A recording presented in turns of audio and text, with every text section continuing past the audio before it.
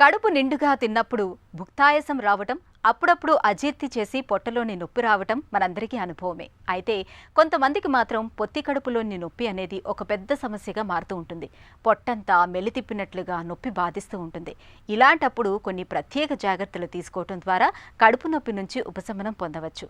పొత్తి కడుపులో నొప్పి వేధిస్తున్నప్పుడు ఉపశమనం కోసం ఏం చేయాలో, ఎలాంటి జాగ్రత్తలు తీసుకోవాలో ఇప్పుడు తెలుసుకుందాం.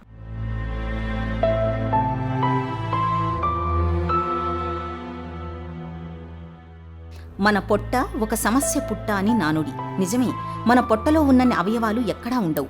దీంతో సహజంగానే మన పొట్టలో సమస్యల తాకిడి కూడా కాస్తంత ఎక్కువగానే ఉంటుంది. ముఖ్యంగా పొట్టలో నొప్పి అనేది మనలో చాలా మందికి అనుభవమే. తరచుగా పొట్టలో నొప్పి వచ్చిపోతూ బాధిస్తుంటుంది. పొట్టలో నొప్పి వెనక అజీర్తి మొదలుకొని గ్యాస్ ట్రబుల్, ఎసిడిటీ, మలబద్ధకం, అపెండిసైటిస్ ఇంకా రకరకాల ఇన్ఫెక్షన్లు కారణంగా ఉండొచ్చు. మరి ఇలాంటప్పుడు పొట్టలో నొప్పి నుంచి ఉపశమనం కోసం ఏం చేయాలి?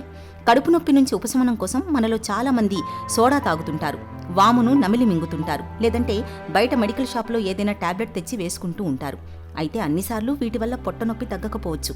గ్యాస్ ట్రబుల్, అజీర్తి మూలంగా కూడా కొన్నిసార్లు పొట్టలో నొప్పి వచ్చే అవకాశం ఉంటుంది. కాబట్టి గ్యాస్ని తగ్గించే మందుల్ని, యాంటాసిడ్ బిళ్ళల్ని ప్రయత్నించవచ్చు. మలబద్ధకం వల్ల కూడా పొట్టలో నొప్పి రావచ్చు. కాబట్టి సుఖ విరేచన అయ్యేలా జాగ్రత్తలు తీసుకోవాలి. పొట్టపై వేడి నీటితో కాపడం పెట్టడం వల్ల మంచి ఫలితం ఉంటుంది. పిప్పర్మెంట్ టీని తాగడం వల్ల పొట్టలో గ్యాస్ తగ్గే అవకాశం ఉంటుంది. పొట్ట నొప్పి పూర్తిగా తగ్గే వరకు తేలికగా అరిగే ఆహారాల్ని, ముఖ్యంగా ద్రవాహారాల్ని తీసుకోవాలి. ఆహారాన్ని వీలైనన్నిసార్లు ఎక్కువసార్లు తీసుకోవడం, బాగా నమిలి మింగడాన్ని అలవాటు చేసుకోవాలి. ఈ జాగ్రత్తలు పొట్టలో ఒత్తిడిని తగ్గిస్తాయి. పొట్టలో కుడివైపు నుంచి నొప్పి మొదలైనప్పుడు, పొట్టను ముట్టుకుంటే భరించలేనంతగా నొప్పి కలుగుతున్నప్పుడు, వాంతి అవుతున్నట్లుగా ఉన్నప్పుడు ఆలస్యం చేయకుండా వెంటనే డాక్టర్ని సంప్రదించి తగిన చికిత్స తీసుకోవాలి.